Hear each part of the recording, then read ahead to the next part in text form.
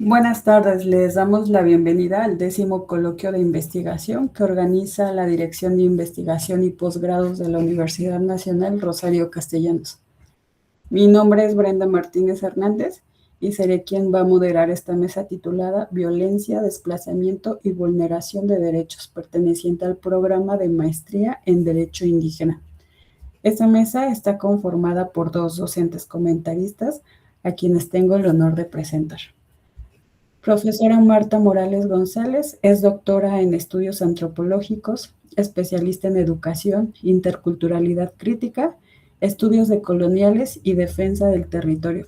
Su trabajo analiza las estructuras de organización comunitaria y el desarrollo de pedagogías decoloniales. Cuenta con trayectoria docente en posgrados y experiencia en traducción especializada del español al náhuatl. También tenemos a la maestra Marilú Peña Guevares, candidata a doctora por el Instituto de Investigaciones Jurídicas de la UNAM, donde desarrolla su investigación en participación política de las mujeres indígenas en contextos de autogobierno en Michoacán. Sumado a ello, desarrolló la línea de seguridad y mujeres policía Cuaris en comunidades de la meseta purépecha. Además de las comentaristas, dentro de esta mesa se encuentran estudiantes que van a presentar sus avances de trabajo terminal. En un momento voy a presentar. Les comento la dinámica de las presentaciones y de este coloquio. Cada estudiante va a tener un máximo de 10 minutos para realizar su presentación de sus avances de investigación. Una vez que terminen, cada una de las comentaristas también va a contar con 10 minutos cada una para realizar sus retroalimentaciones u observaciones. Les recuerdo que no va a haber réplica por parte de las personas estudiantes y la retroalimentación debe de ser revisada, analizada y considerada con sus respectivos docentes directores de trabajo terminal. Faltando 2 minutos para concluir su participación, yo les estaré avisando para que vayan cerrando su participación. Vamos a iniciar la mesa de trabajo con la presentación de Silvia Adriana Tenorio Pérez, con su trabajo titulado Mujeres indígenas provenientes de Oaxaca, desplazadas al Valle de Teotihuacán, desigualdad y violencia de género. Adelante, por favor. Gracias. Buena tarde a todos y todas.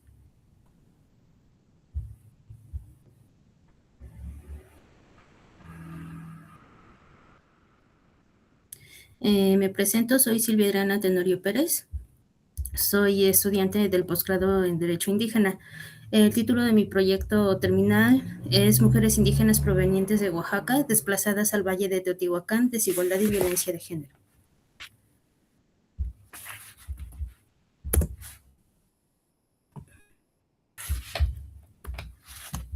La presente investigación tendrá lugar en el Valle de Teotihuacán. Los sitios considerados serán Otumba, Acolman, Teotihuacán y San Martín de las Pirámides. Las mujeres indígenas nahuas constituirán la población de estudio debido a que algunas de ellas se dedican al comercio ambulante y a la venta de artesanías elaboradas por ellas mismas, como por ejemplo blusas bordadas, collares y aretes artesanales. La investigación se centra en las mujeres indígenas nahuas, debido a que muchas de ellas no cuentan con un espacio específico para ejercer sus actividades comerciales. Además, existen antecedentes de que durante el desempeño de su labor pueden enfrentar prácticas discriminatorias por parte de algunas autoridades, las cuales pueden manifestarse en distintas formas de violencia, como violencia institucional, al limitar o dificultar el acceso a espacios para el comercio, violencia verbal mediante insultos, amenazas o expresiones despectivas, violencia psicológica a través de actos de intimidación o humillación, e incluso violencia económica cuando se les impide vender sus productos o se les decomisan mercancías afectando directamente sus ingresos.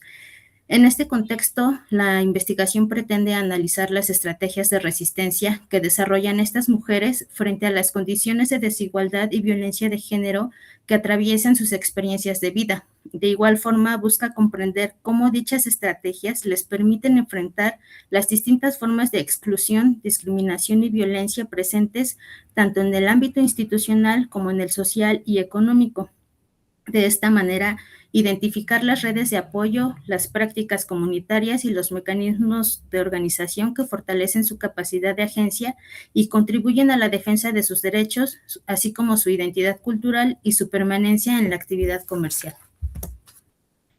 Dentro del planteamiento del problema, históricamente los pueblos indígenas en México han enfrentado diversas formas de exclusión. Esto derivado de estructuras de desigualdad, las cuales limitan el acceso pleno a derechos fundamentales. Dentro de estos grupos, las mujeres indígenas nahuas experimentan condiciones particulares de vulnerabilidad debido a la convergencia de múltiples factores de discriminación asociados al género, la pertenencia étnica, la condición socioeconómica, el nivel educativo, la lengua, el lugar de residencia y entre otros elementos los cuales configuran experiencias de desigualdad.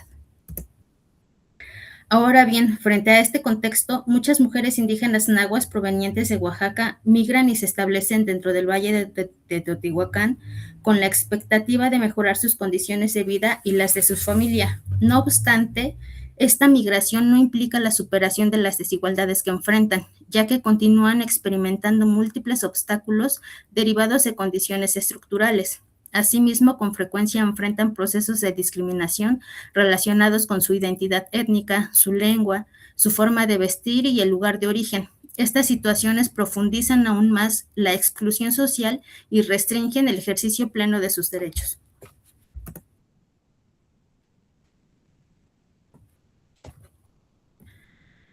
Dentro de la pregunta de investigación, este proyecto parte del supuesto de que las experiencias de violencia de género que viven las mujeres indígenas nahuas asentadas en Teotihuacán son el resultado de la articulación de múltiples desigualdades estructurales derivadas de la intersección entre el género, la pertenencia étnica y la condición migratoria.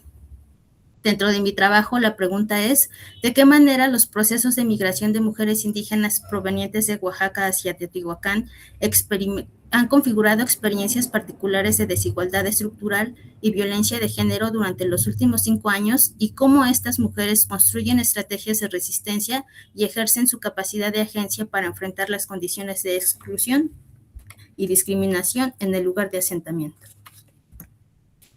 Desde esta perspectiva, el feminismo indígena, el feminismo decolonial y el enfoque interseccional constituyen marcos analíticos que permiten comprender cómo las múltiples formas de opresión y desigualdad se entrecruzan en las experiencias de estas mujeres, al tiempo que visibilizan sus capacidades de acción, organización y construcción de alternativas frente a la violencia y la exclusión. El objetivo general es analizar la relación entre los procesos migratorios, las desigualdades estructurales y la violencia de género que experimentan estas mujeres que se asientan en el Valle de Teotihuacán, así como comprender las estrategias de resistencia y las formas de agencia que construyen frente a dichas condiciones desde los aportes del feminismo indígena, el feminismo decolonial y el enfoque interseccional. Dentro de los objetivos específicos, analizar la manera en que se articulan estas condiciones en la producción de desigualdades estructurales y violencias de género que experimentan estas mujeres en el contexto de asentamiento.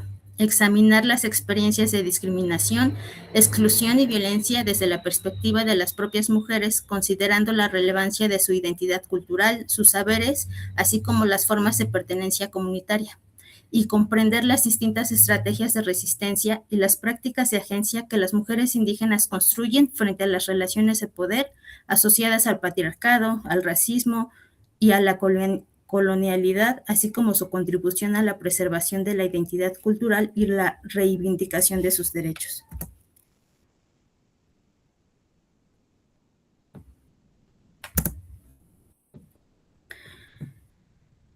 En el caso de las mujeres nahuas, la decisión de emigrar suele estar influida por factores como la pobreza, la falta de oportunidades laborales, la desigualdad social y la búsqueda de mejores condiciones de vida. Sin embargo, este proceso migratorio también puede incrementar su exposición a diversas formas de discriminación. Estas formas de discriminación es como el racismo, la exclusión y la violencia debido a esa condición de género, a esa condición de origen étnico y a la situación económica. Estas experiencias no deben comprenderse solamente desde una perspectiva de vulnerabilidad. sino que también es necesario reconocer que las mujeres indígenas son actores sociales capaces de tomar decisiones, construir estrategias y generar respuesta frente a las condiciones de desigualdad que enfrentan. En este sentido, el concepto de agencia va a permitir comprender la capacidad de las mujeres para actuar de manera reflexiva, negociar con las estructuras de poder y preservar sus prácticas culturales, comunitarias y desarrollar mecanismos de resistencia y transformación en los espacios donde viven y participan. Dentro de la propuesta teórico-metodológica, en este proyecto se analiza una problemática compleja, en la cual convergen múltiples dimensiones estructurales y socioculturales, entre ellas el género, la etnicidad, la migración, la exclusión social y las distintas manifestaciones de violencia. Debido a la naturaleza multidimensional de este fenómeno, su estudio requiere una aproximación teórica y metodológica capaz de comprender tanto las estructuras de dominación que producen la desigualdad, así como las experiencias subjetivas de quienes la viven. De esta manera, dado el carácter cualitativo y decolonial de esta investigación, no se opera con variables medibles, sino con categorías analíticas. 2 minutos, por favor.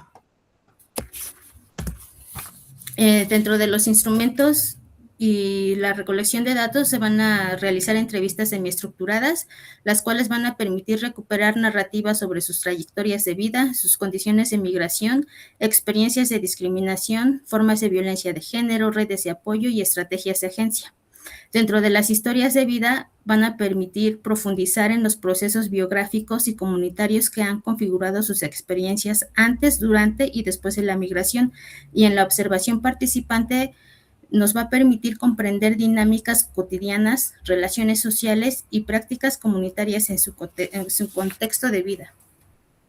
También de igual forma, la población objetivo está conformada por mujeres indígenas mayores de 18 a 45 años, las cuales sean originarias de Oaxaca y que residan actualmente en el municipio de Teotihuacán. De la misma manera, se regirá por principios de ética, considerando el consentimiento informado por escrito, garantía del anonimato mediante seudónimos, confidencialidad de la información, el derecho de poder retirarse del estudio en cualquier momento y principalmente considerando un enfoque sensible al trauma para evitar una revictimización. Y bueno, hasta el momento son los avances en mi proyecto. Gracias. Gracias por tu participación. Enseguida vamos a escuchar a la doctora Marta Morales González. Adelante. Gracias. Buenas tardes. Silvia Adriana, en primer lugar, felicitarla por esta presentación. Bueno, la verdad es que a veces cuando nos hacen llegar los resúmenes, pues es muy poca la información para poder tener un panorama más amplio, ¿no?, acerca de lo que ustedes están planteando. Y bueno, yo traía varias inquietudes cuando revisé su resumen, que justamente a partir de esta presentación ya quedan resueltas. Por ejemplo, bueno, la elección ya de caracterizar más bien ya a esas mujeres indígenas provenientes de Oaxaca, creo que era algo que estaba pendiente por lo menos en su resumen, no se alcanza a percibir. Ya ahorita, bueno, pues ya nos queda claro que tiene ya usted perfectamente delimitado a las mujeres con quienes va a colaborar. Esto me parece muy, muy importante. Los objetivos me parece que son pertinentes, son ambiciosos, y bueno, y también están ya más adecuados de acuerdo con la delimitación que usted ha realizado, lo cual me parece un trabajo excelente. Igual lo de los paradigmas, me parece que ya están ahora alineados, digamos, con lo que usted pretende indagar. Y bueno, es solamente una sugerencia, por supuesto, ustedes son quienes van a tomar la última palabra. Usted menciona el estudio en cuatro lugares. Sí. No sé qué tan pertinente sea. Bueno, consideren sobre todo el tiempo que usted tiene para desarrollar su investigación. Estamos hablando de 2 años y cada vez vamos contando hacia atrás, ¿no? Entonces, usted y su comité, con su director o directora de trabajo terminal, dialóguenlo. Quizás valdría la pena tal vez centrarse, acotar un poco más esos lugares. Okay. Y bueno, sobre todo porque usted nos plantea dentro de sus instrumentos, habla de historias de vida, nos plantea entrevistas semiestructuradas, vamos, no digo que estén malas técnicas, me parecen muy apropiadas, más bien usted valore el tiempo que va a tener para llevar a cabo esta recolección de información, para llegar y contactar a sus colaboradoras, por ejemplo, y sobre todo el tiempo que usted va a disponer para poder realizar el trabajo de campo in situ. A veces es preferible acotar quizás a 2 lugares o incluso a 1 lugar, y siempre y cuando usted justifique y argumente, por supuesto, por qué solamente el valle, bueno, no sé, el lugar que usted se imagine, ¿no? Que usted elija. Solamente es justificar y argumentar el porqué de esa elección.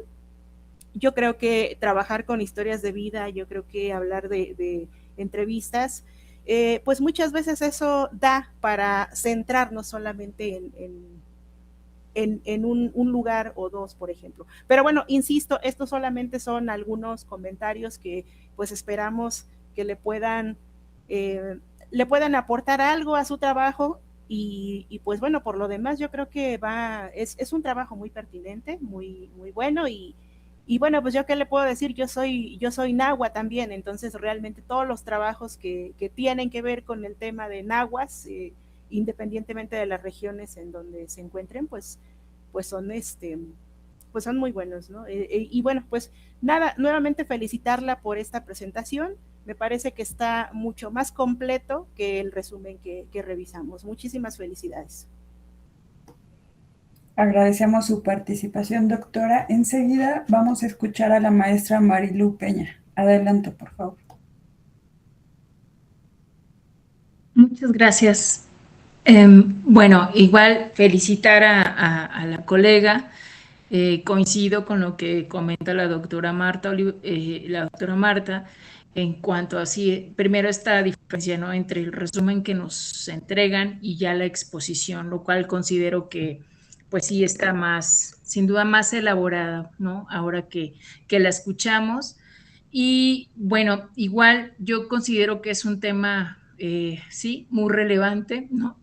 Perdón, que estás manejando, y que también es un tema, creo que poco explorado, ¿no? Justamente esta cuestión del desplazamiento interno y la violencia de género, creo que justo el enfoque que utilizas, ¿no?, desde la perspectiva feminista que acabas de comentarnos, justo creo que son pues la mirada acertada, la metodología acertada para analizar este tipo de cuestiones.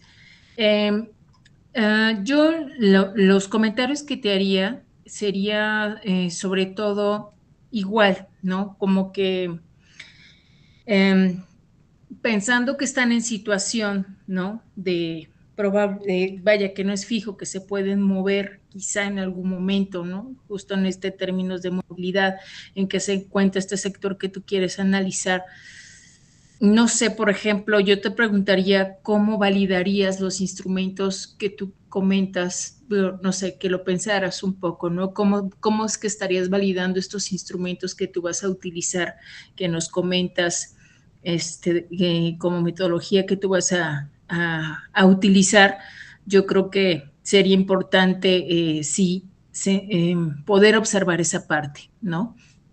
En cuanto a esto de los cuestionarios, ¿no?, que nos comentabas. Y por otro lado, perdón, igual a partir de esta cuestión del resumen chiquito que nos hacen llegar, que entiendo que es parte justo de los requisitos, ¿no?, que tiene que ser algo corto, algo breve, pero bueno, ya ahorita que te escucho sí me queda un poquito más claro que pues sí hablas, por supuesto, desarrollas, ahora que te escucho más, toda esta cuestión de la interseccionalidad, del feminismo, de la identidad cultural, ¿no? Aunque en el texto pues no aparecían las autoras propiamente como tal. Pero bueno, ahora que te escuchamos, pues creo que sí están por ahí presentes y bueno, consideraría que con todo y el resumen breve que les permiten, sí es importante poner a los autores que ustedes van a estar trabajando, ¿no? Para que, pues bueno, ver también cómo se apropian, ¿no? De las autoras, los autores que están utilizando en su investigación. Y ciertamente creo que el trabajo, pues sí, cuenta con un potencial bastante importante, ¿no? Sobre todo para pensar, por supuesto, la interculturalidad en estos contextos de desplazamiento, no solamente pues en el espacio de origen como tal, ¿no? Sino en estos nuevos espacios a donde están llegando. Y bueno, ya ahí yo quizás sugeriría, ¿no? Que esta metodología, ¿no? Que si bien es predominantemente cualitativa, no sé si tendrá por ahí algún componente, si tú lo hayas pensado, ¿no? Algún componente cuantitativo, no sé si lo has pensado. Y en ese caso, pues igual, ¿no? Especificar si va a haber algún instrumento y sobre todo también cómo validar esos instrumentos, ¿no? Que vas a utilizar. Entonces, de mi parte sería todo, doctora, y muchísimas gracias y felicitaciones a la colega. Muy excelente tema. Agradecemos su participación, maestra Marilu. Enseguida vamos a escuchar a Alicia Mariana Sánchez Rodríguez, que presentará su trabajo titulado Violencia institucional de género contra defensoras ambientales MISHA, las brechas del corredor interoceánico en Oaxaca 2018-2024. Adelante, por favor. Hola, buenas tardes. Mi nombre es Alicia Sánchez y soy estudiante de la maestría de Derecho Indígena. Yo de profesión soy abogada y... ¿Perdón? Ay, perdón, creí que iba a escuchar algo. Bueno, mi investigación se titula Violencia institucional de género contra defensoras ambientales MIGE, la brecha de implementación del corredor interoceánico en Oaxaca, el periodo 2018 a 2024. La investigación se enmarca en un contexto muy específico que es el de la implementación del corredor interoceánico. Contempla justo esta ventana temporal porque es el momento en donde empieza, digamos, los actos gubernamentales que decretan la construcción del corredor y su implementación.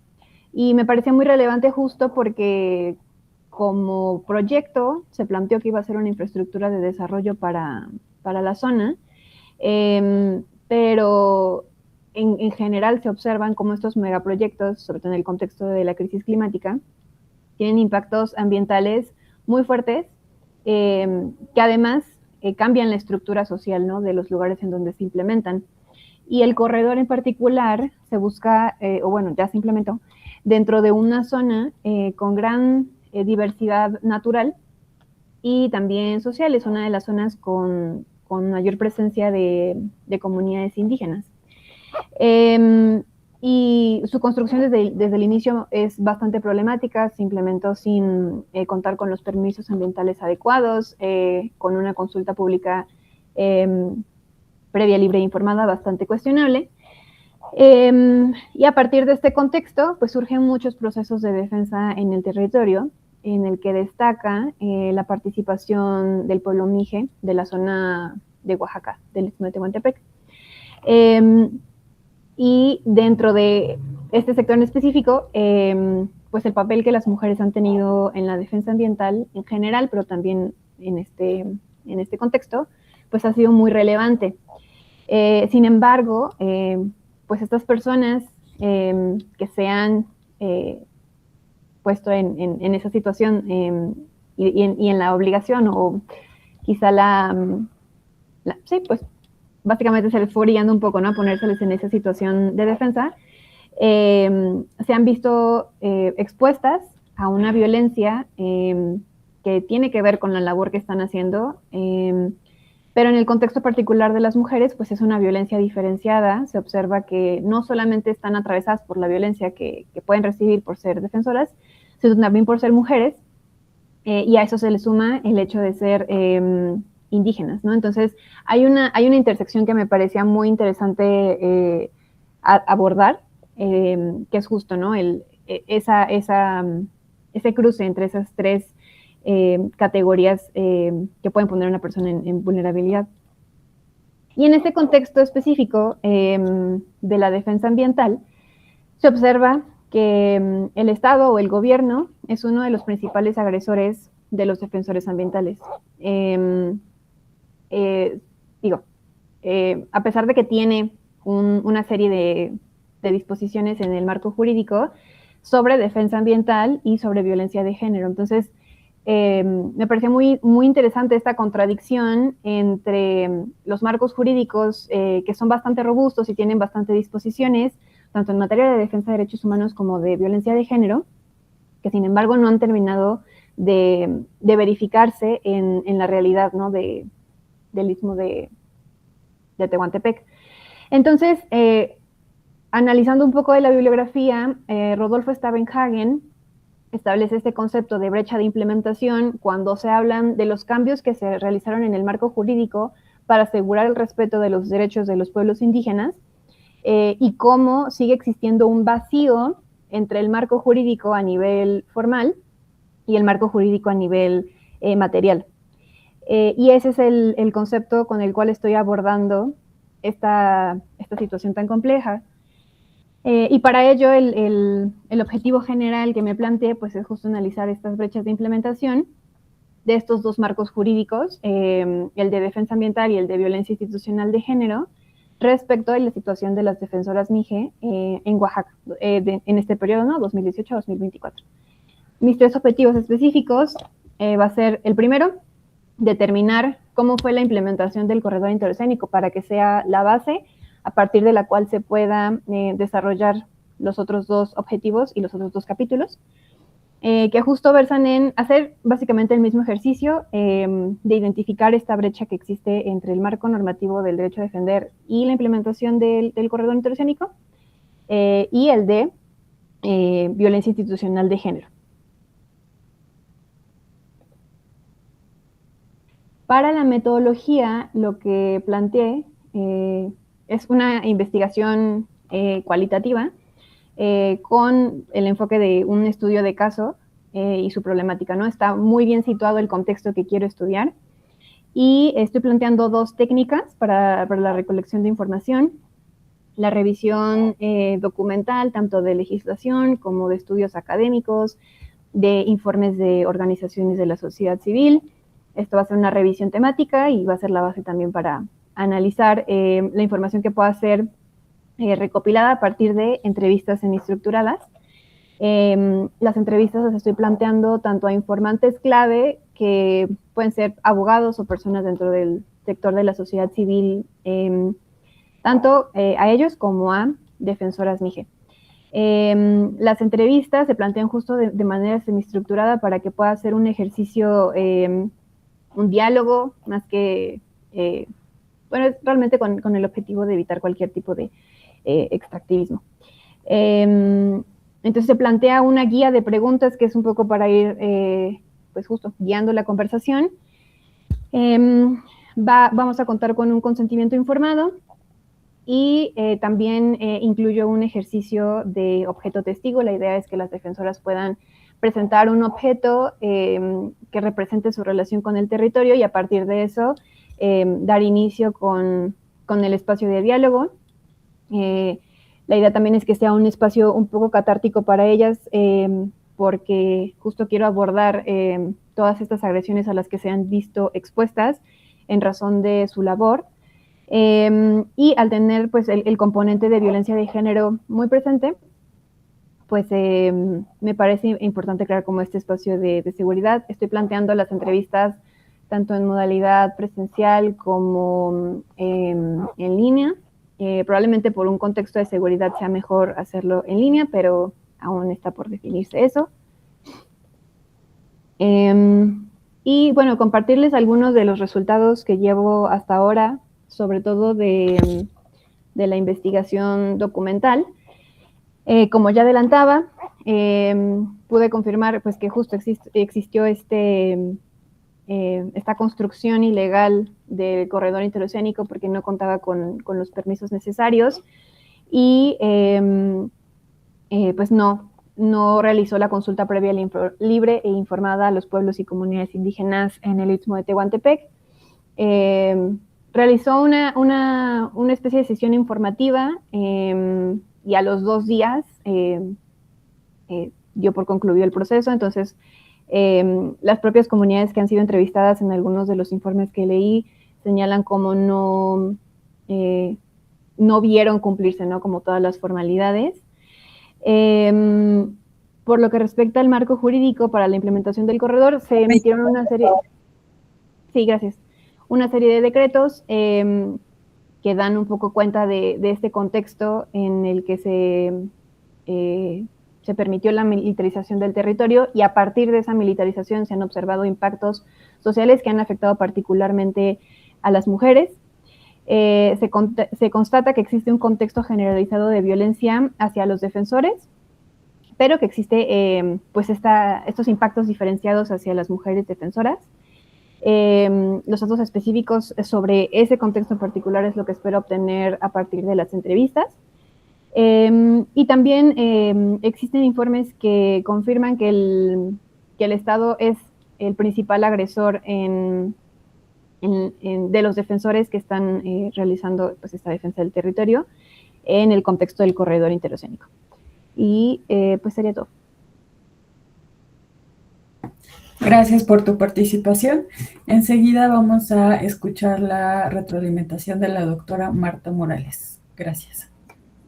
Sí, muchas gracias, doctora. Alicia, muchas felicidades por este tema. Creo que, bueno, pues de hecho es un tema muy relevante, muy pertinente, justamente en esta época en que vivimos, en que, bueno, pues precisamente los defensores, las defensoras medioambientales, pues están en un riesgo constante, ¿no? Creo que ha sido, bueno, estos años recientes han sido de los más peligrosos, ¿no? Para hacer ese tipo de activismos.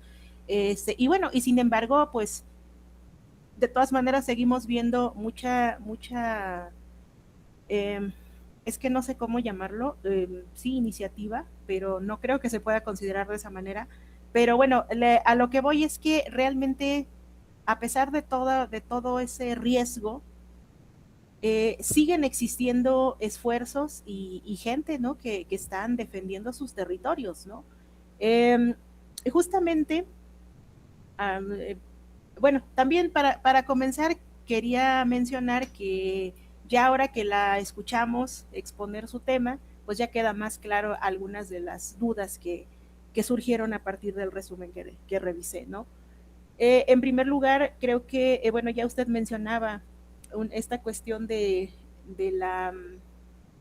riesgo precisamente, no tanto para ellas, como para usted, para poder realizar otro tipo de instrumentos y de técnicas para recabar información.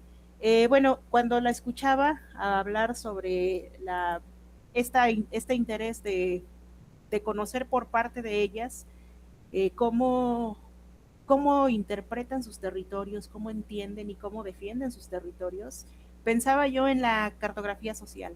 Tal vez esto le podría resolver, bueno, ya usted lo tiene, seguramente ya lo tiene ahí en su radar, pero creo que sería importante que pudieran ustedes, bueno, conjuntamente con su comité, desde luego, comentar, dialogar estas posibilidades, insisto, según también las condiciones lo permitan.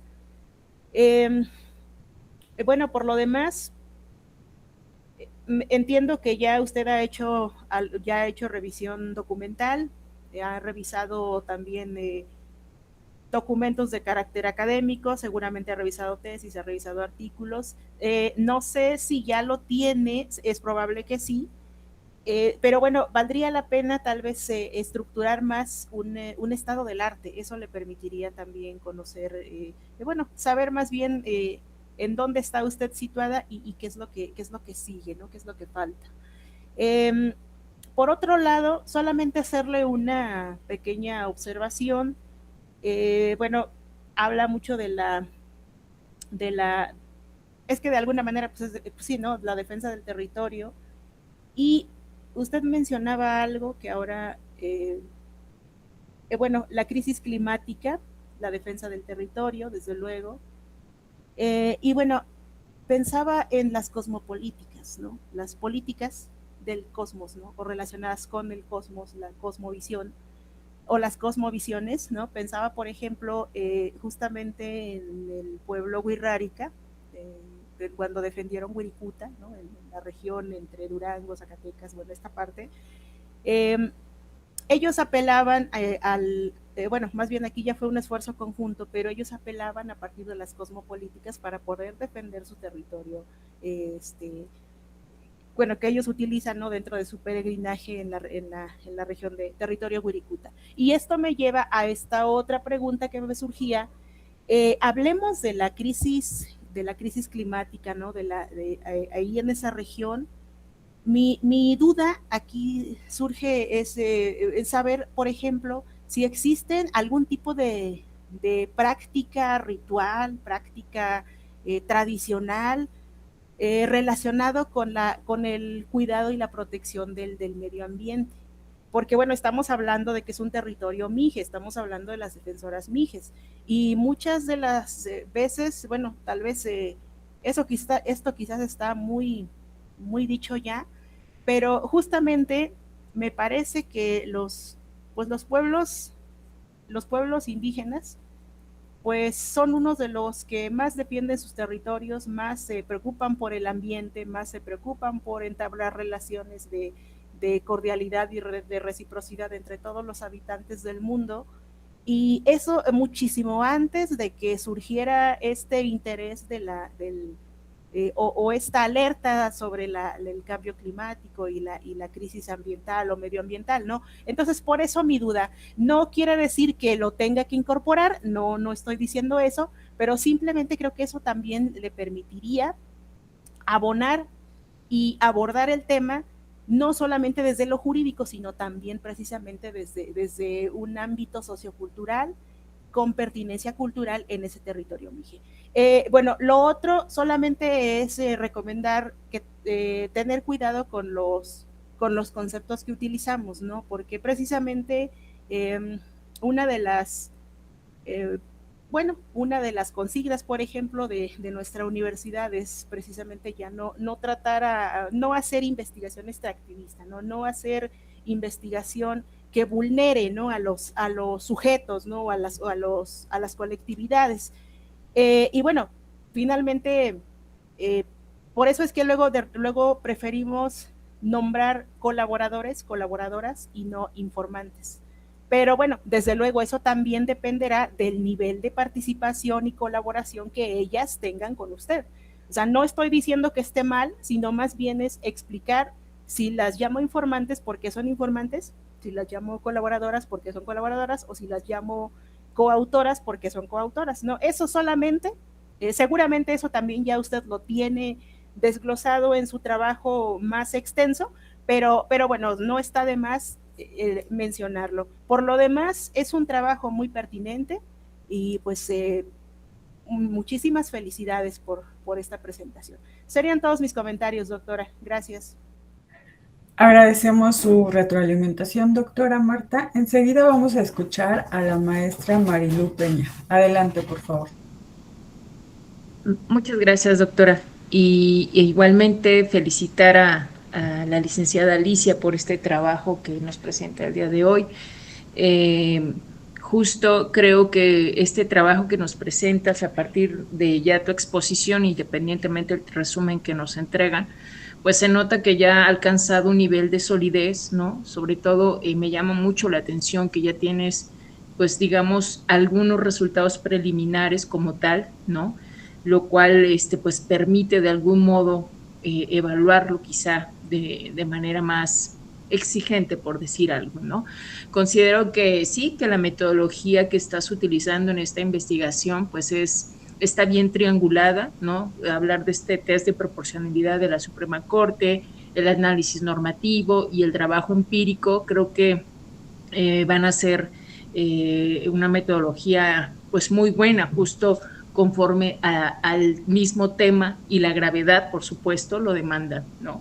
También el enfoque interseccional considero que es pertinente, está creo que bien articulado con los hallazgos que ya nos estás comentando, ¿no? Esta cuestión de la simulación de la consulta, la militarización y la violencia diferenciada de género que ya, por lo que veo, ya tienes ahí y bien identificada, ¿no?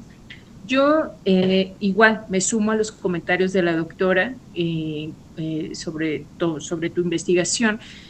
Yo más bien te preguntaría, porque bueno, esto que nos comentas sobre estas brechas, ¿no?, de implementación entre el megaproyecto como tal y la defensa de las mujeres ambientalistas indígenas, no sé, yo me quedé con la duda, ¿no?, y si no habría también desde esta particularidad MIGE, desde su sistema normativo, ¿no?, también explorar, ¿no?, estos elementos de seguridad que le puedan proporcionar los propios sistemas normativos. No sé, yo me quedé un poquito pensando a partir justo de lo que comentaba la doctora, ¿no?, sobre el caso también con Wixárikas.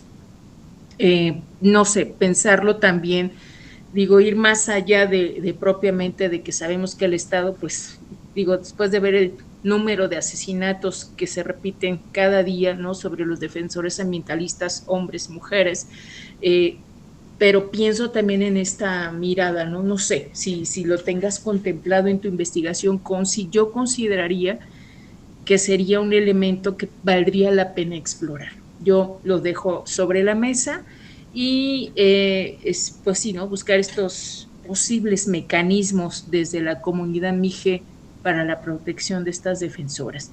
De ahí en fuera, pues yo igualmente felicitarte, te dejaría solamente esa observación, insisto, es un trabajo bastante robusto, ¿no?, muy sólido, y más ahora que te escucho, independientemente del resumen, y no me queda más que felicitarte, licenciada. Muchísimas gracias por tu exposición.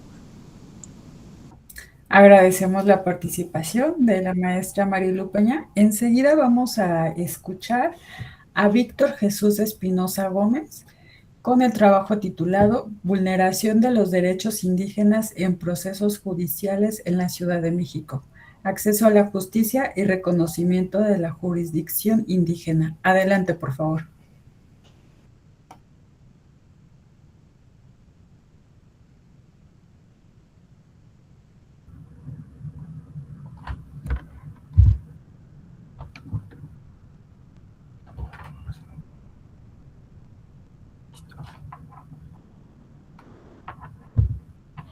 Ok. Muy buenas tardes a todos. ¿Me escuchan? Sí, perfecto. Adelante.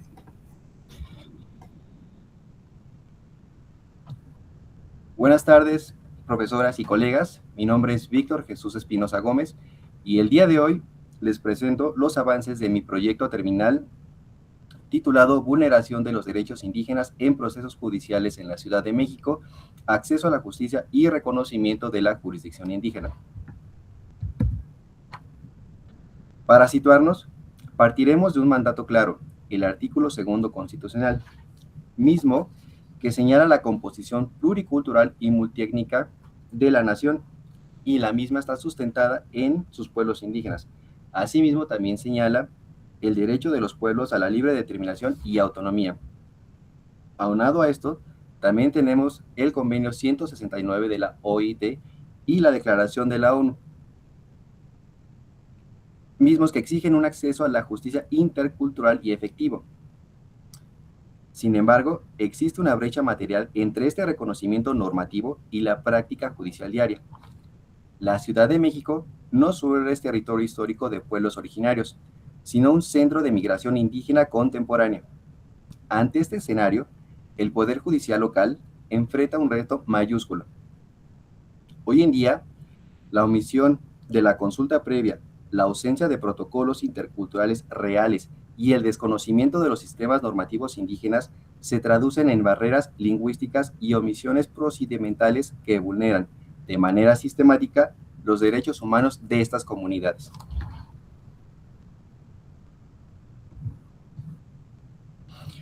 Bajo esta premisa, y partiendo de la hipótesis de que la garantía de estos derechos exige una transformación de fondo y no solo de un reconocimiento formal, es que formulo mi pregunta de investigación. ¿De qué manera se vulneran los derechos fundamentales, como la consulta previa y el reconocimiento de la jurisdicción indígena en los procesos judiciales del Poder Judicial de la Ciudad de México, y qué efectos concretos tienen estas vulneraciones en el acceso a la justicia de los pueblos y comunidades indígenas? Para responder a esta pregunta, el objetivo de mi investigación es analizar las formas de vulneración de estos derechos y sus efectos en el acceso a la justicia. Para alcanzarlo, me planteo 3 objetivos específicos. Primero, examinar el marco normativo nacional e internacional aplicable. Segundo, identificar mediante un análisis dogmático y jurisprudencial las prácticas y omisiones del Poder Judicial de la Ciudad de México que configuran estas vulneraciones. Y tercero, evaluar la articulación institucional para proponer lineamientos que favorezcan una aplicación intercultural efectiva. En cuanto a la ruta metodológica, nos encontramos ante una investigación cualitativa sustentada en el método dogmático jurídico, pero con un giro fundamental. Adoptamos una perspectiva crítica intercultural. ¿Pero qué es esta perspectiva? Nos permite cuestionar la aplicación formalista del derecho y contrastarla con los estándares internacionales. El método dogmático es idóneo porque nos permite descifrar cómo se interpreta el derecho en la práctica, identificando las tensiones entre la norma escrita y la eficacia procesal. Es importante destacar que esta metodología es suficiente para demostrar las vulneraciones, ya que éstas se evidencian en los argumentos judiciales y en la confrontación de mandatos constitucionales. Para llevar a cabo esta metodología, emplearé 4 técnicas de análisis. La primera, análisis normativo de la Constitución, tratados y protocolos locales. Segundo, revisión jurisprudencial sistematizando criterios con énfasis en la accesibilidad lingüística y consulta previa. Tercero, análisis doctrinal sobre pluralismo jurídico e interculturalidad procesal. Y finalmente, una triangulación crítica, que consiste en confrontar la norma, la aplicación judicial y los estándares internacionales para detectar lagunas y prácticas vulneradoras. La relevancia de este proyecto radica en su contexto. Analizar la aplicación judicial de los derechos indígenas en una metrópoli urbana y multicultural como la Ciudad de México nos permite visibilizar las tensiones reales entre el pluralismo jurídico reconocido constitucionalmente y la praxis judicial cotidiana. No es lo mismo la teoría del pluralismo jurídico que su aplicación en los juzgados de la capital. Este análisis sistemático es urgente para comprender los retos de la interculturalidad procesal en un entorno donde convergen múltiples sistemas normativos. Finalmente, ¿qué espero lograr con este proyecto? Más allá del análisis académico, pretendo que los hallazgos y lineamientos dogmáticos que propongamos sirvan como un referente práctico. Específicamente, busco que aporten elementos para el diseño o actualización de protocolos de actuación judicial, para la formación de operadores jurídicos con una verdadera perspectiva intercultural, y para la armonización de criterios, proponiendo una vía que garantice el reconocimiento efectivo de estos derechos. Bueno, con esto concluyo la presentación del trabajo. Muchísimas gracias por su atención. Gracias por la presentación. Enseguida vamos a escuchar a la doctora Marta Morales. Adelante. Sí, muchas gracias. Víctor, muchas felicidades primeramente por este tema. Creo que es muy pertinente para el programa, muy pertinente para este momento, ¿no? En el que precisamente pareciera que hay una inclusión, ¿no? de los indígenas, pero bueno, específicamente, usted lo menciona, creo que magistralmente, ¿no? Específicamente la consulta indígena es donde más se vulneran los derechos de las personas indígenas. Y no solamente en la Ciudad de México, creo que esto es un fenómeno que ocurre a nivel nacional y que a veces no se habla mucho de esto en los ámbitos académicos, entonces me parece muy pertinente. Realmente mis comentarios son muy breves. Creo que su propuesta es apropiada, tiene muy claro sus objetivos, tiene muy claro su ruta metodológica, y sobre todo tiene las ganas. Creo que eso es algo que se valora mucho en este nivel de posgrado. Solamente la única sugerencia que yo haría es, Víctor, desde luego considérenlo junto con su comité, su director o directora de trabajo terminal, sería tal vez incorporar otras técnicas para recolectar información, no solamente quedarse en el análisis documental o en el análisis jurídico. Claro, es necesario, es relevante, y creo que pues para el posgrado que usted cursa es necesario también, pero una de las cosas me parece fundamentales en este tema que usted está abordando es precisamente también recuperar el sentir de esas personas, ¿no? Quizás valdría la pena realizar trabajo de campo, tal vez, no sé, algunas entrevistas, qué sé yo. Eso dialóguenlo, insisto, con su comité.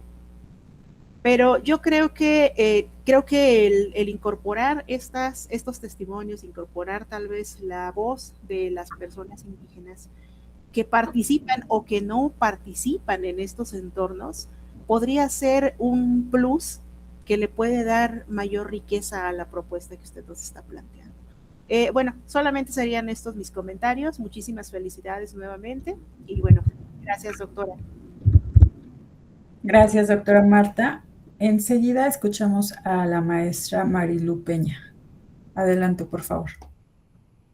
Muchas gracias, doctora. Igual, felicitar al licenciado Espinosa Gómez por esta presentación. Insisto, creo que es un trabajo también muy pertinente, no solamente para la Ciudad de México, sino pues sería un aporte, ¿no?, que apoyaría en cualquier espacio donde se encuentre población indígena, por supuesto. Y bueno, ahora que digo, independientemente de la lectura, insisto también, ¿no?, a la hora que les escuchamos, pues nos queda más clara esta radiografía que nos están mostrando. Puedo ver, ¿no?, que en tu trabajo, además de que está bastante bien estructurado, muy bien ordenado, ¿no?, el contexto, la problemática, la hipótesis y demás elementos propios de la investigación, lo cual, pues bueno, nos deja también, me deja en lo personal, pues el orden como tal que has venido trabajando en la investigación. Se nota pues esta rigurosidad como tal.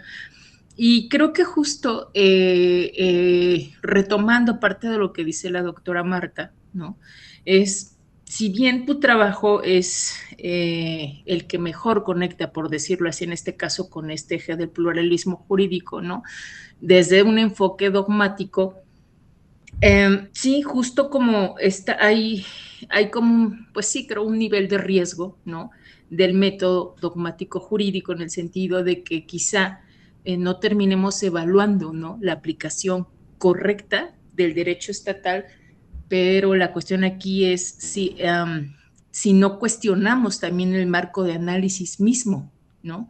Entonces, es decir, categorías, los procedimientos, el lenguaje y demás, ¿no?, que es, creo que parte también de este problema de vulneración, ¿no?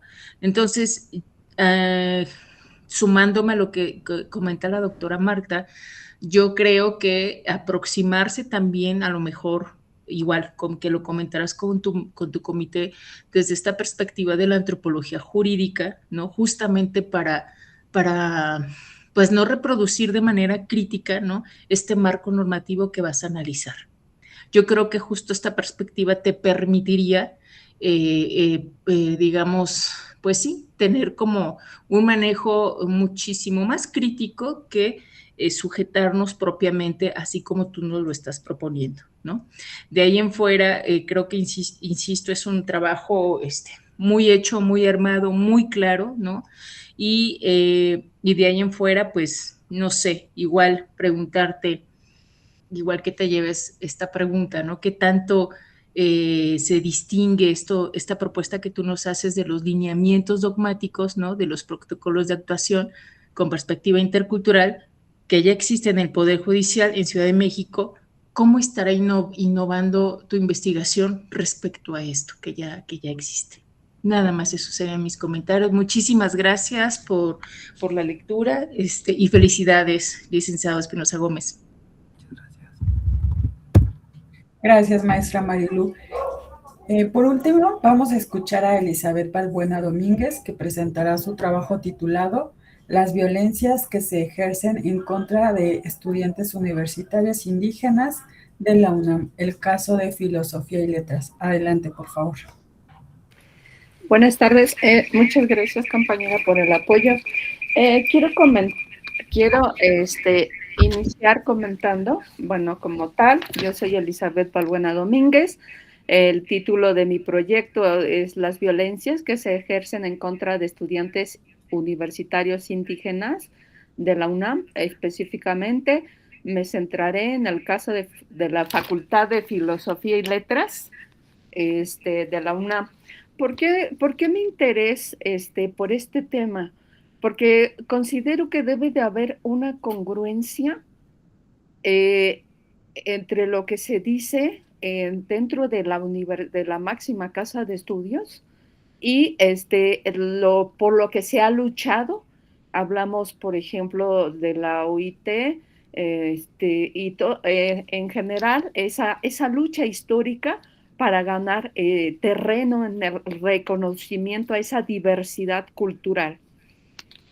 Por favor, la que sigue. Bueno, un poco de introducción. No quiero omitir que me ubico dentro del campus universitario, aquí en la universidad, y bueno, qué mejor que empezar por donde donde me desempeño, tanto laboral y algunas cuestiones académicas fuera de la Castellanos. Un poco de introducción, ya a grandes rasgos. Bueno, quiero decir que el acceso de estudiantes indígenas a la educación superior, pues sí es cierto, representa un avance en derechos e inclusión, pero hay que ser muy claros en que existen, por supuesto, desigualdades y prácticas discriminatorias dentro del campus universitario y a estas alturas, ¿no? Pese a las garantías de los derechos establecidas por la OIT y por supuesto, la legislación mexicana. Ya hablando de la Facultad de Filosofía y Letras, quiero mencionar que los estudiantes enfrentan violencia y discriminación. ¿Y por qué nos interesa? ¿Por qué me interesa eso? Porque se ve afectada su trayectoria académica y sobre todo ese sentido de pertenencia. Yo me centraré en autores como Catherine Walsh y Aníbal Quijano, Mato, entre otros, ¿no? Las violencias hacia estudiantes indígenas se reproducen desigualdades étnico-raciales mediante prácticas institucionales y, por supuesto, la escasa valoración de lenguas, decía alguien, idiomas y saberes originarios. Ya hablando desde la interculturalidad crítica, citamos a Catherine Walsh, decimos que la universidad reproduce relaciones de poder que privilegian saberes hegemónicos y bueno, esto excluye a algunos estudiantes de comunidades universitarios de comunidades indígenas o comunidades originarias y otra vez se reproducen esas desigualdades sociales afectando pues esa trayectoria académica. Por favor. Dentro de la justificación, bueno, la presente investigación porque la justificación es, pues es esa necesidad de comprender por qué las violencias que enfrentan esos estudiantes universitarios tienen, o sea, tienen efectos en la permanencia, el rendimiento académico y el sentido de pertenencia, ya haciendo un balance de esas afectaciones, tendríamos que ver cuál es ese esfuerzo que hacen esos estudiantes desde ese desplazamiento de su lugar de origen. Por ejemplo, aquí en Ciudad Universitaria, las rentas, ¿no? El lugar, dejar sus familias, sus lugares de origen para salir adelante y hacer uso de ese recurso que es el derecho a la educación. Entonces, asimismo, pues hay que aportar evidencia para fortalecer esas políticas institucionales de inclusión e interculturalidad, contribuyendo, por supuesto, a la prevención de discriminación y al reconocimiento a esos derechos. Y, por supuesto, sobre todo, bueno, otro pilar importante, evidenciar si realmente hay una articulación en esos discursos del señor rector Lomelí Vanegas, en el que se habla de una inclusión y un reconocimiento a esa diversidad cultural, y realmente, o sea, contrastarlo con lo que se vive en una realidad, y si no, pues sumar. Por favor, compadre. Por ello, mi pregunta de investigación es qué formas de violencia y discriminación enfrentan los estudiantes indígenas, específicamente de la Facultad de Filosofía y Letras, y cómo afectan su trayectoria académica y vida universitaria en 2026. Me di a la tarea de revisar específicamente hablando de Facultad de Filosofía y Letras, y como vamos a decirlo, currículum obligatorio, tienen 2 materias, o sea, pero son obligatorias. ¿Por qué tendría que ser obligatorio ese reconocimiento a esa diversidad cultural? Por favor, compañera, la que sigue. Dentro de mi objetivo general, pues analizar las violencias y experiencias de discriminación que enfrentan los y las estudiantes universitarios de la facultad en mención, en lo que resta de este año y lo que me lleve, pero pues en este año, y cómo estas inciden en su trayectoria académica y sentido de pertenencia. Por favor, compañero. Dentro de mis objetivos específicos es identificar los tipos de violencia que se ejercen en contra de ellos, describir las formas en que dichas violencias se manifiestan entre sus pares y los docentes, por supuesto, autoridades universitarias, analizar los efectos de estas violencias en las trayectorias académicas de los estudiantes universitarios y, por supuesto, la parte de la construcción identitaria y el sentido de pertenencia, y además interpretar las estrategias de racismo, o sea, cómo esos estudiantes afrontan esa violencia o discriminación, para hacer, o sea, cuáles son sus técnicas para seguir adelante y que no se vean afectados en sus trayectorias académicas. Por favor, la que sigue. Ya hablando de una metodología de investigación, esto será desde un enfoque cualitativo. ¿Por qué? Porque me va a permitir comprender las experiencias y significados y percepciones, pues, de los universitarios de la universidad en mención respecto a las violencias y discriminación. Pienso en un concepto de sentipensares, ¿no?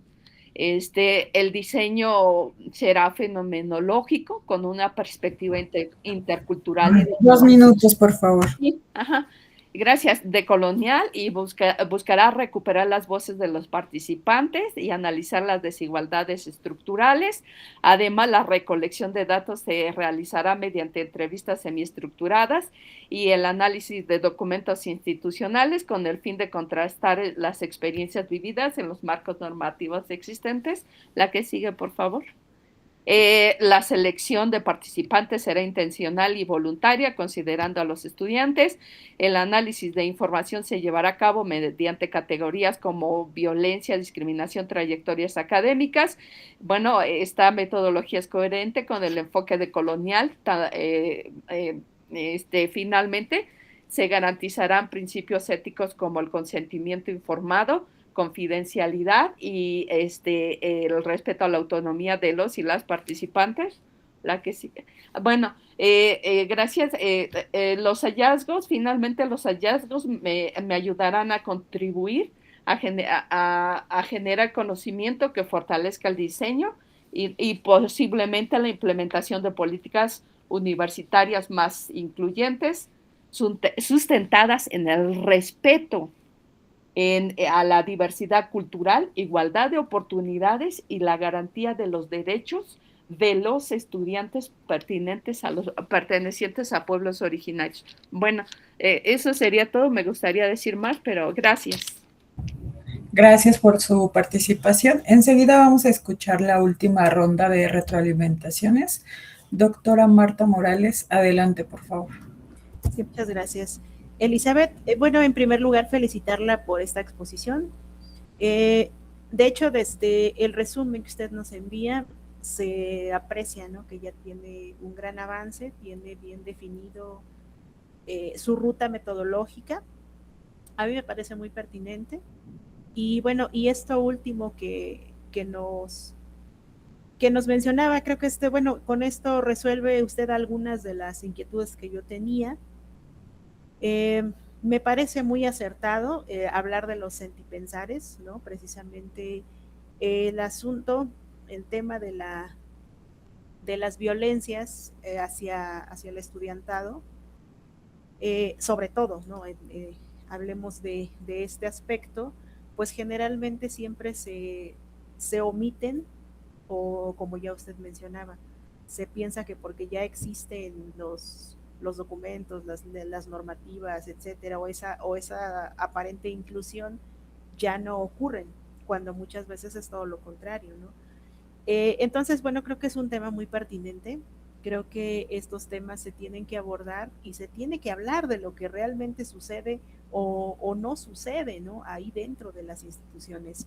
También algo que, bueno, ya disipa mi duda acerca de cuál es su implicación en el tema. Ya usted también nos comentó su vínculo con la UNAM. Creo que usted tiene una posibilidad también de incorporarse dentro de esa narrativa. No sé si ya lo está haciendo. Si no lo está haciendo, creo que sería bueno que usted se sume también, ¿no? Pensemos, no sé, desde una autoetnografía tal vez, o valore usted de qué manera, pero creo que sería importante que eso que usted nos comentaba al inicio también pueda estar ahí, que usted forme parte de esa narrativa en su trabajo en extenso. Insisto, incorporar los sentipensares me parece un acierto muy bueno en su trabajo. La selección, bueno, solo el comentario que yo le haría sobre la selección de sus colaboradores, me parece acertado la participación voluntaria, por supuesto, pero bueno, también solamente tener especial cuidado. La cuestión de la autoadscripción, me parece que hay que tratarla con pincitas, ¿no? Claro, nosotros no somos quien para decir quién es indígena o quién no lo es, ¿verdad? Pero en ese margen existen también lógicas en donde hay personas que se autoadscriben, pero que en realidad no hay como, digamos así, como un vínculo con algún pueblo, alguna comunidad. No hay, ya no hablemos de la lengua, ¿no? Sabemos que hay pueblos que perdieron su lengua por procesos de exclusión, de asimilación, de castellanización forzada. No hablemos del habla, ¿no?, de la lengua. pero sí tal vez ver qué otros aspectos podríamos nosotros considerar que son pertinentes, por ejemplo, para el caso de su trabajo, para decir, yo soy indígena, ¿no? Y bueno, se los comento porque nos ha tocado, ¿no? También de repente escuchar incluso colegas que dicen, no, yo también soy nahua porque mi bisabuela, mi tatarabuela de hace, no sé, tercera, segunda generación, era también nahua de ahí, de la región de Chicontepec, y yo llevo 4 generaciones que no vivo allá, pero yo también soy nahua por herencia, ¿no? Y nada más, ¿no?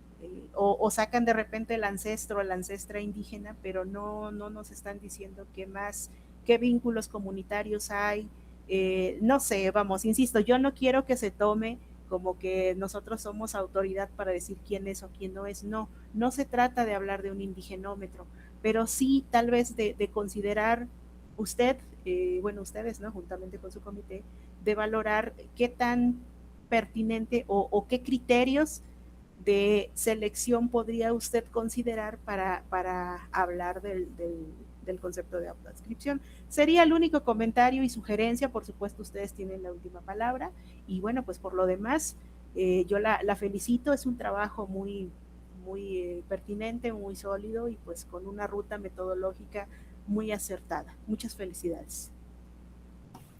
Gracias, doctora Marta. Por favor, maestra Marilu Peña, adelante.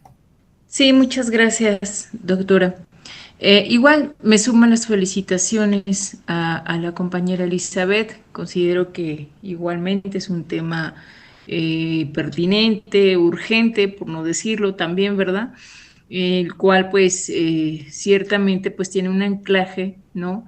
En toda esta literatura que ya nos ha comentado y que acá nos está mostrando, ¿no? Sobre la discriminación étnico-racial, pues en espacios universitarios, ¿no?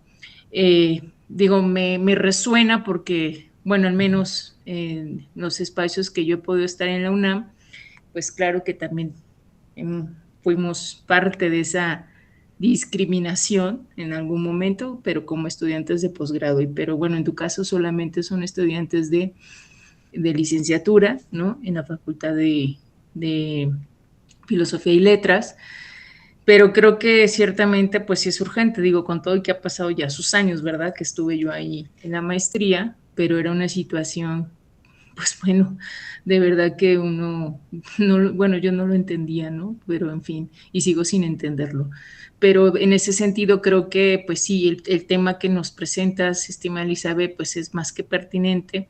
Y yo igual, no sé, el comentario que te haría quizá no es quizá, no sé si pudieras retomar, ¿no? También por esto que nos acabas de explicar, de tal manera que pues se puede enriquecer tu investigación en la medida de que puedas también incluir, digo, no sé, ya lo conversarás con tu comité, ¿verdad? Este concepto también del racismo institucional, ¿no? Digo, más allá digo, no más allá, a la par de toda esta cuestión de la discriminación individual, ¿no? O distinguir las violencias interpersonales, no sé, yo creo que justo este tema,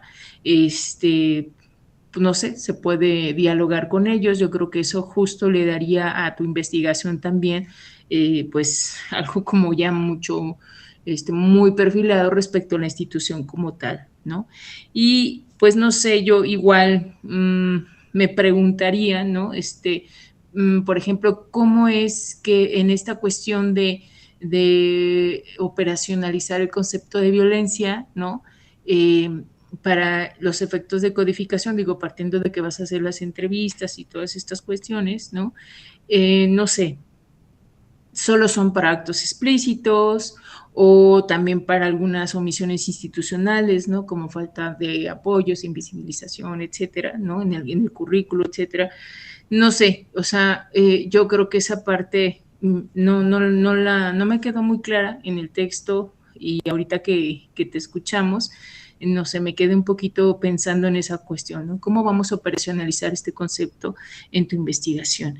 De ahí en fuera, insisto, creo que es un trabajo muy, muy interesante, pertinente sin duda, Digo, insisto, partiendo yo de mi experiencia particular de hace más de 10 años, ahora seguir escuchando estas cuestiones, pues bueno, nos deja lamentablemente con un mal sabor de boca, ¿no?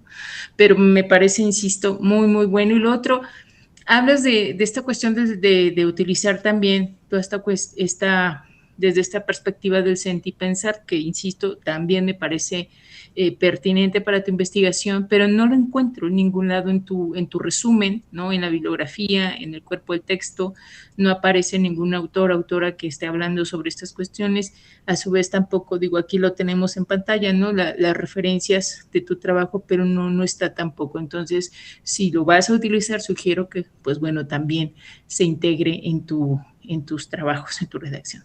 Bueno, sería todo de mi parte y nuevamente muchas felicidades y creo que estaremos al tanto de sus avances, estimadas colegas. Muchísimas gracias. Gracias, doctora. Doctora Marta Morales González, maestra Marilu Peña Guevara, agradecemos cada una de sus retroalimentaciones y aportaciones. Asimismo, agradecemos la presentación de cada uno de los estudiantes y su asistencia a este 10º coloquio de investigación del posgrado de la Universidad Nacional Rosario Castellanos, en el cual se están presentando 488 trabajos de estudiantes en 117 mesas diferentes que serán retroalimentadas por 165 expertos académicos de diversas instituciones de educación superior, tanto nacionales como extranjeras. Les reitero nuestro agradecimiento. Buenas tardes. Otro modo de ser humano y libre, otro modo de ser. Gracias, hasta luego. Muchas gracias, hasta luego. Gracias, hasta luego. Muchas gracias, hasta luego. Gracias, Silvia. Gracias a todos. Bye.